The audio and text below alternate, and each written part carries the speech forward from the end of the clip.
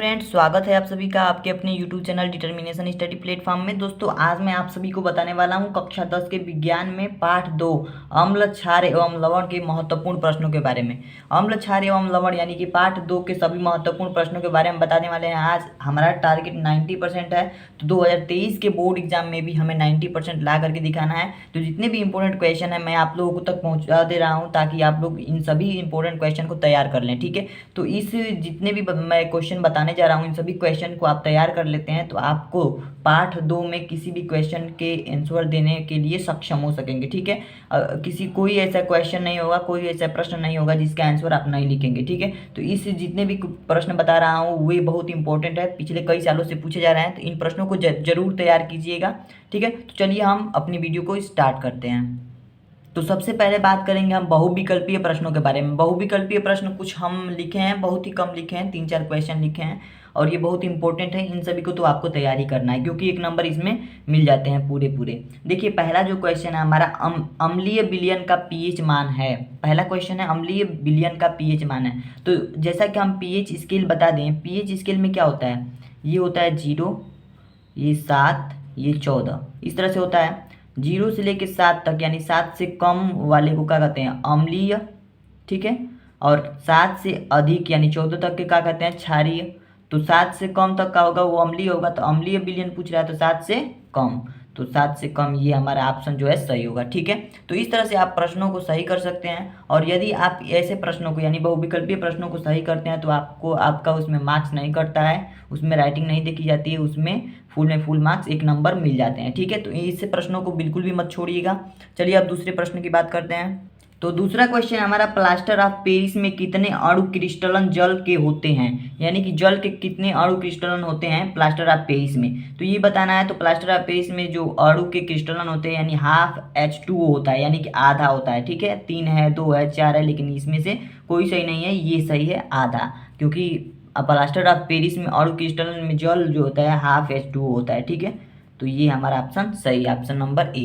ठीक है, अगर बात की जाए क्वेश्चन नंबर 3 की, तो क्वेश्चन नंबर 3 यहाँ देख सकते हैं आप। क्वेश्चन नंबर 3 है हमारा, पेय जल को जीवाणु रहित करने में प्रयोग किया जाता है। पेय जल को जीवाणु रहित करने में प्रयोग किया जाता है किसका, ब्लीचिंग पाउडर का। और ब्लीचिंग पाउडर का प्रयोग किया जाता है पेय जल को जीवाणु रहित करने में, और ब्लीचिंग पाउडर का जो सूत्र होता है इसमें से कोई होगा और उसे ही हमें देखना है। ठीक है, CaOCl2, CuCl2, CaCl2, CaCO3, तो इसमें से जो ब्लीचिंग पाउडर का जो हमारा सूत्र है CaOCl2, और यही होता है जिससे पेय जल को जीवाणु रहित किया जाता है। ठीक है, और इसको प्रयोग किया जाता है पेयजल को जीवाणु रहित करने में, तो ये ऑप्शन हमारा सही है। ठीक है, बहुविकल्पी का लास्ट प्रश्न है हमारा, चौथा नंबर प्रश्न है, निम्न में अम्लीय लवण है। निम्न में अम्लीय लवण है NaCl, NaHSO4, Na2SO4, KCN, इसमें से कौन सा ऑप्शन सही है, कैसे हम पहचानेंगे कि अम्लीय लवण है। अम्लीय लवण देखिए, अम्लीय लवण जो होते हैं H+ आयन देते हैं, तो इसमें भी H नहीं है, इसमें भी H नहीं है, इसमें भी H नहीं है, यही H+ आयन दे रहा है, तो NaHSO4 जो होगा हमारा ये सही होगा क्योंकि यही एक अम्लीय लवण है। ठीक है, तो इस तरह से ऐसे प्रश्नों को आप सही कर सकते हैं। इन सभी प्रश्नों को तैयार कर लीजिएगा क्योंकि पार्ट 2 में इतने प्रश्न में से जरूर ही कोई ना कोई प्रश्न पूछा जाएगा। ठीक है, और अगर आप पहले लेसन के इंपॉर्टेंट क्वेश्चन नहीं देखे हैं तो लिंक डिस्क्रिप्शन में आप वहां से जा करके देख सकते हैं, सभी इंपॉर्टेंट क्वेश्चन मैं प्रोवाइड करते रहा हूं। ठीक है, मैथ के भी इंपॉर्टेंट क्वेश्चन आपको डिस्क्रिप्शन में मिल जाएंगे, सभी विषय के इंपॉर्टेंट क्वेश्चन डिस्क्रिप्शन में डाल देंगे। ठीक है, तो आप वहां से जाकर के भी देख सकते हैं, और भी जितने भी डाउट हो आप मुझसे बता सकते हैं, मैं उसके लिए वीडियो बनाता जाऊँगा। ठीक है, अब देखिए बात करने वाले हैं अति लघु उत्तरीय प्रश्नों के बारे में। तो अति लघु उत्तरीय प्रश्न का पहला जो हमारा क्वेश्चन है, क्या होता है जब, ऐसे प्रश्न तो हर बार आते हैं एग्जाम में। ठीक है, तो ऐसे प्रश्नों को भी तैयार कर लीजिएगा, ये प्रश्न भी बहुत इंपॉर्टेंट है, इसे भी देखिए। क्या होता है जब सोडियम ऑक्साइड को जल में घोला जाता है, इसके लिए केवल रासायनिक समीकरण लिखना होता है। रासायनिक समीकरण आप लिख देते हैं तो पूरे पूरे नंबर मिल जाते हैं, 2 नंबर के 3 नंबर के होते हैं। अति लघु उत्तरीय प्रश्न 2 नंबर के होते हैं, तो 2 नंबर आपको पूरे पूरे मिल जाते हैं। तो क्या करना है, सोडियम ऑक्साइड को जल में घोलना है। ठीक है, तो जल में घोलेंगे, रिएक्शन कराएंगे तो कौन सी अभिक्रिया मिलेगी, क्या मिलेगा, क्या कौन सा प्रोडक्ट बनेगा, यही हमें देखना है। तो सोडियम ऑक्साइड है ना, तो सोडियम का सूत्र होता है Na, ऑक्साइड है NaO+, जल का होता है H2O, इन दोनों का रिएक्शन कराते हैं यानी विलयन होता है, तब क्या होता है, ये विलयन हो रहा है। ठीक है, विलयन यानी कि घोला जाता है, घोला जा रहा है Na प्लस H2O को तो बनता है 2Na और OH। ठीक है, ये होता है हमारा सोडियम ऑक्साइड। सोडियम ऑक्साइड ये होता है वाटर, क्योंकि जल में घोलना है। ठीक है, इन दोनों को घोला जाता है, सॉल्यूट किया जाता है, तो ये बनता है, क्या बनता है, सोडियम हाइड्रोक्साइड। इसको बोलते हैं 2NaOH को सोडियम हाइड्रा ऑक्साइड।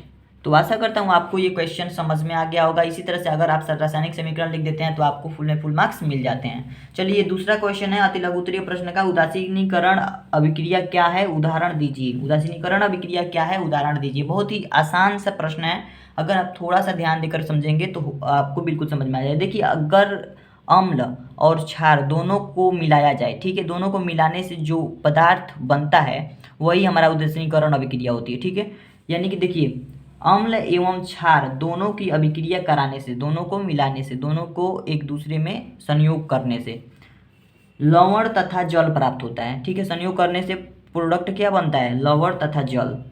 यही अभिक्रिया उदासीनीकरण अभिक्रिया कहलाती है। ठीक है, लवण तथा जल बनाने की अभिक्रिया ही अम्ल और क्षार से जो बनती है लवण और जल की अभिक्रिया, वही उदासीनीकरण अभिक्रिया कहलाती है। ठीक है, यहाँ तक तो आपको समझ में आ गया होगा। अब चलिए इसके उदाहरण के बारे में बात। तो उदाहरण के लिए सबसे पहले हम ले लेंगे NaOH। ठीक है, सोडियम हाइड्रोक्साइड। तो अगर NaOH ले लेते हैं तो NaOH क्या है हमारा, NaOH क्या है, क्षार है, ये क्षार है, और इसकी क्रिया कराते हैं अम्ल के साथ, तो HCl क्या है, अम्ल है। अगर अम्ल और क्षार का मतलब संयोग कराते हैं, अभिक्रिया कराते हैं, तो ये बनता है NaCl प्लस H2O। कैसे बना, देखिए, ये Na और ये Cl, ठीक है, एक पास आ जाते हैं, और ये OH, ठीक है, और ये H, यानी कि H दो हो जा रहे हैं, O हो जा रहा है। ठीक है, यही H2O, तो ये बनता है हमारा, ये होता है लवण, और ये H2O को क्या कहते हैं, जल। तो यही लिखा गया है कि अगर अम्ल क्षार की अभिक्रिया कराती है, कराने से लवण और जल मिलता है, यानी अम्ल क्षार की अभिक्रिया कराए, लवण और जल मिल गया, तो यही अभिक्रिया जो होगी हमारी उदासीनीकरण अभिक्रिया होती है। ठीक है, तो आशा करता हूँ आपको उदासीनीकरण अभिक्रिया बहुत ही अच्छे तरीके से समझ में आ गई होगी। चलिए अब अगले क्वेश्चन की बात करते हैं। अति लघु उत्तरीय प्रश्न का लास्ट प्रश्न है हमारा, धावन सोडा का रासायनिक नाम व अणुसूत्र लिखिए। मोस्ट इंपोर्टेंट क्वेश्चन मैं बता रहा हूँ, ये बहुत ही इंपॉर्टेंट क्वेश्चन है, कई सालों से पूछा जा रहा है। धावन सोडा, विरंजक चूर्ण, खाने का सोडा, इन सभी का रासायनिक नाम और अणुसूत्र याद होना चाहिए आपको सबका। ठीक है, भले ही इस वीडियो में मैंने वो सब ना बताया हो, लेकिन सबका रासायनिक नाम और अणुसूत्र याद होना चाहिए। तो धावन सोडा की बात करते हैं, तो धावन सोडा का जो रासायनिक नाम होता है सोडियम कार्बोनेट होता है।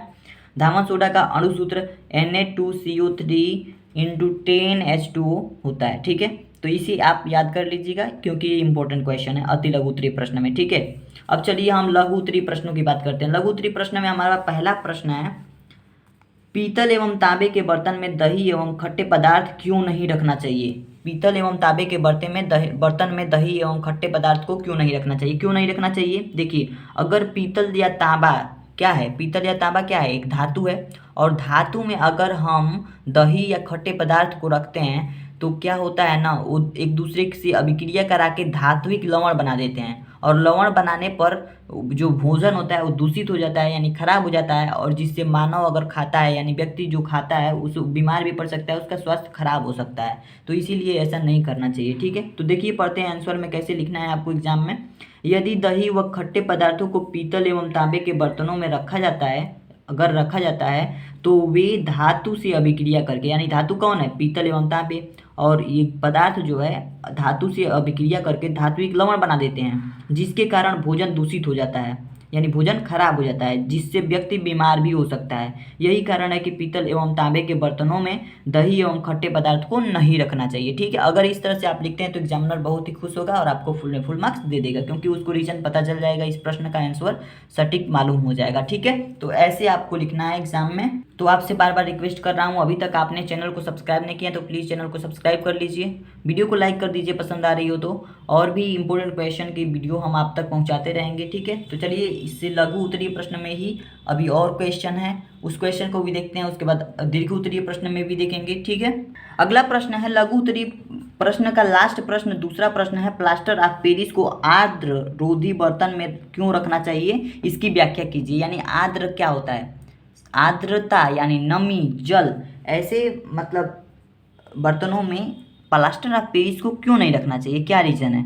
रीज़न ये है कि अगर प्लास्टर ऑफ पेरिस को ऐसे बर्तनों में रखते हैं तो क्या होता है कि वो तेज़ी से जिप्सम में परिवर्तित हो जाता है, जो एक बहुत ही कठोर पदार्थ होता है। ठीक है, तो यही हमें आंसर को लिखना है, किस तरह से लिखना है यहाँ पे मैंने लिखा हुआ है, प्लास्टर ऑफ पेरिस को आर्द्र रोधी बर्तन में रखना चाहिए क्योंकि यह आर्द्रता नमी जल के संपर्क में आकर बड़ी तीव्रता से जिप्सम में परिवर्तित हो जाता है, जो एक बहुत ही कठोर पदार्थ होता है। इसी के बचाव के लिए आपको क्या आर्द्रता में नहीं रखना चाहिए, आर्द्ररोधी बर्तन में ही रखना चाहिए। ठीक है, तो आर्द्ररोधी मतलब कि आर्द्रता में, नमी में, जल में नहीं रखना चाहिए, वैसे पदार्थों, वैसे वाले बर्तन में नहीं रखना चाहिए प्लास्टर ऑफ पेरिस को। ठीक है, चलिए अगले क्वेश्चन की बात करते हैं। अगला क्वेश्चन हमारा दीर्घ उत्तरीय प्रश्न का होगा। दीर्घ उत्तरीय प्रश्न में अगला जो क्वेश्चन है हमारा बहुत ही इंपॉर्टेंट क्वेश्चन है, एक ही क्वेश्चन मैं बताने वाला हूँ इस वीडियो में दीर्घ उत्तरीय प्रश्न का। दीर्घ उत्तरीय प्रश्न में जैसे एक ही क्वेश्चन ज़्यादा इंपॉर्टेंट है, एक ही क्वेश्चन एक पार्ट से आ सकता है। ठीक है, तो इसकी बेस पर मैं एक दो क्वेश्चन और बता दूंगा जिसे आप तैयार कर सकते हैं, और यदि आपको और भी क्वेश्चंस चाहिए तो आप कमेंट कीजिए, वीडियो को लाइक कर दीजिए, चैनल को भी सब्सक्राइब कर दीजिए। तो चलिए ये पहला जो क्वेश्चन है हमारा, बेकिंग पाउडर खाने का सोडा का रासायनिक नाम एवं अणुसूत्र क्या है, इसको बनाने की विधि एवं भौतिक गुण के समीकरण देते हुए लिखिए। ठीक है, इसके भौतिक गुणों को भी लिखना है, रासायनिक नाम भी लिखना है, अणुसूत्र भी लिखना है, बनाने की विधि भी लिखनी है। ठीक है, इस तरह से जितने भी प्रश्न पूछे गए इन सभी प्रश्नों को हेडिंग बना करके आपको लिखना है, जितना जितना पूछा है उतना सब कुछ लिखना है। ठीक है, अगर आप ऐसे करते हैं तभी आपको फुल में फुल मार्क्स मिलेंगे। तो बेकिंग पाउडर का यानी खाने का सोडा का रासायनिक नाम जो होता है सोडियम बाइकार्बोनेट होता है, और इसके अणुसूत्र होते हैं NaHCO3। ठीक है, ये इसके मतलब सूत्र होते हैं, किसके, खाने के सोडा के अणुसूत्र होते हैं। बनाने की विधि क्या होती है इनकी, यह सोडियम हाइड्रोक्साइड के सांद्र विलयन में अधिक मात्रा में CO2 प्रवाहित करने से प्राप्त होता है। यानी कि सोडियम हाइड्रोक्साइड के विलयन में ये CO2 कार्बन डाइऑक्साइड के प्रवाहित होने से प्राप्त होता है। कैसे प्राप्त होता है, यहाँ पे मैंने रासायनिक समीकरण द्वारा भी लिखा है। 2NaOH प्लस CO2 से बनता है Na2CO3 प्लस H2O। फिर अब इसकी अभिक्रिया CO2 के साथ कराते हैं। ठीक है, कार्बन डाइऑक्साइड के साथ, तो इसके साथ भी करवाते हैं Na2CO3 प्लस H2O, इस चीज़ को लिख दिए। फिर CO2 ने इसमें जोड़ा, इसमें रिएक्शन कराया, तो ये हमें पदार्थ प्राप्त हुआ जिसे हम क्या कहते हैं, बेकिंग पाउडर। ठीक है, खाने का सोडा। अब चलिए इसके भौतिक गुणों के बारे में बात करते हैं। भौतिक गुण इसका है, पहला गुण की बात करें अगर तो यह एक सफ़ेद क्रिस्टलीय जल में अल्प विलीय पदार्थ होता है। ठीक है, दूसरा इसका जलीय विलयन अम्लीय होता है, इसका जलीय विलयन अम्लीय होता है, इसे भी तैयार कर लीजिएगा। उपयोग, इसके उपयोग के बारे में अगर बात किया जाए तो झाग वाला पेय पदार्थ बनाने में इसका उपयोग किया जाता है। पेट जो होता है उसमें अम्ल हो जाते हैं, यानी गैस बन जाता है, तो पेट की अम्लीयता को दूर करने में इसका प्रयोग किया जाता है। किसका, खाने के सोडा का, बेकिंग पाउडर का। ठीक है, तो आज के लिए इतना है दोस्तों, मिलते हैं नेक्स्ट वीडियो में। Thank you.